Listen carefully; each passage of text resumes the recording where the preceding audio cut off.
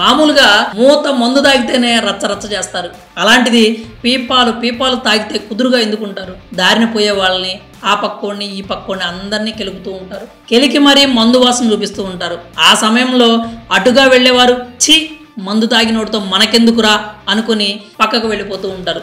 మరీ శృతి మించి వాగితే మాత్రం ఈగో హర్ట్ అయ్యి గొడవ పెట్టుకుంటారు.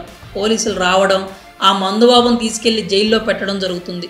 అయితే విచిత్రంగా ఓ ముఖ్యమంత్రి మాత్రం అలా మందుబాబుల్ని జైలుకి కాకుండా హోటల్కి పంపించి మర్యాదలు చేయమని చెప్తున్నారు. ఇదెక్కడ విడ్డూరం అనుకుంటున్నారా? మరి అదే మ్యాజిక్. అసలు మ్యాటర్లోకి వెళ్తే ఇయర్ ఎండ్ కాబట్టి వరుసగా సెలవులు వస్తుండడంతో చాలామంది పర్యాటక ప్రాంతాలకు వెళ్తూ ఉంటారు.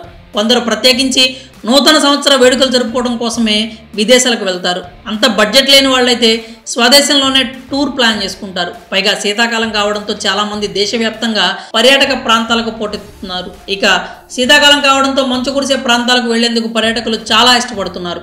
ఈ క్రమంలోనే హిమాచల్ ప్రదేశ్కు గత కొన్ని రోజుల నుంచి పర్యాటకుల తాకిడి పెరిగింది. ఈ క్రమంలోనే తొలిసారిగా హిమాచల్ ప్రదేశ్లోని షిమ్లాలో వింటర్ కార్నివాల్ నిర్వహిస్తున్నారు. క్రిస్మస్, న్యూ ఇయర్, సంక్రాంతి సెలవుల సందర్భంగా వచ్చే పర్యాటకులను ఆకర్షించేందుకు ఆ వింటర్ కార్నివాల్ను ఏర్పాటు చేసింది. అయితే సిమ్లా వింటర్ కార్నివాల్ ప్రారంభోత్సవం సందర్భంగా మాట్లాడిన సీఎం సుఖ్వీందర్ సింగ్ సుఖు ఇటీవల హిమాచల్ ప్రదేశ్లో తలెత్తిన ప్రకృతి విపత్తు సందర్భంగా పర్యాటక రంగం భారీగా నష్టపోయిందని తెలిపారు.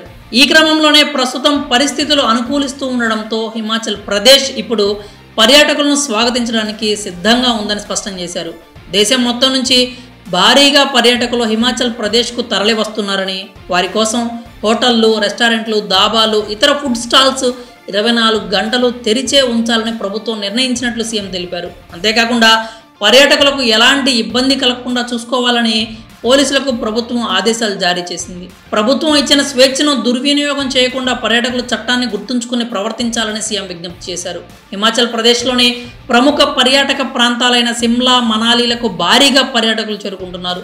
లక్షల మంది పర్యాటకులు సిమ్లా, మనాలి ప్రాంతాల్లో బస చేస్తున్నారు. ఇటీవల క్రిస్మస్ వీకెండ్ సందర్భంగా వరుస సెలవులు రావడంతో హిమాచల్ ప్రదేశ్కు పర్యాటకులు పోటెత్తారు.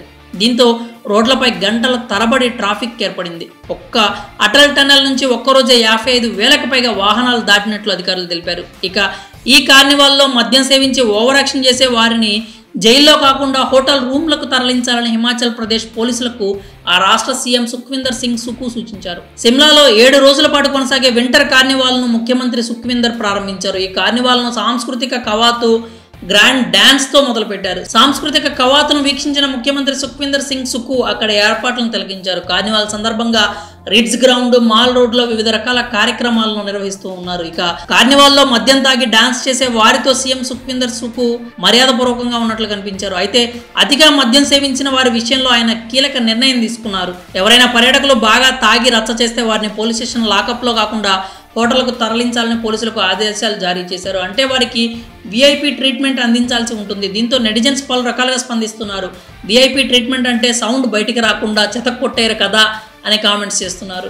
మరికొంతమంది అయితే అక్కడి సీఎం ముందు చూపు కలిగిన సీఎం అంటూ ప్రశంసిస్తున్నారు. తాగి గోలగోల చేసే వారిని జైలుకు తీసుకెళ్తే లాభం లేదని, అదే హోటల్కి తీసుకెళ్తే లోపలే తాగి తొంగుంటాడని, దీనివల్ల గవర్నమెంట్కే లాభమని సీఎం ముందు చూపుతో ఆలోచన చేశారు కాబోలు అని నెటిజన్స్ కామెంట్స్ చేస్తున్నారు. మరి తాగి రచ్చ చేసిన వారిని జైల్లో కాకుండా హోటల్లో ఉంచమని సీఎం ఆదేశించడంపై మీ అభిప్రాయాలు ఏంటో కామెంట్స్ రూపంలో తెలియజేయండి.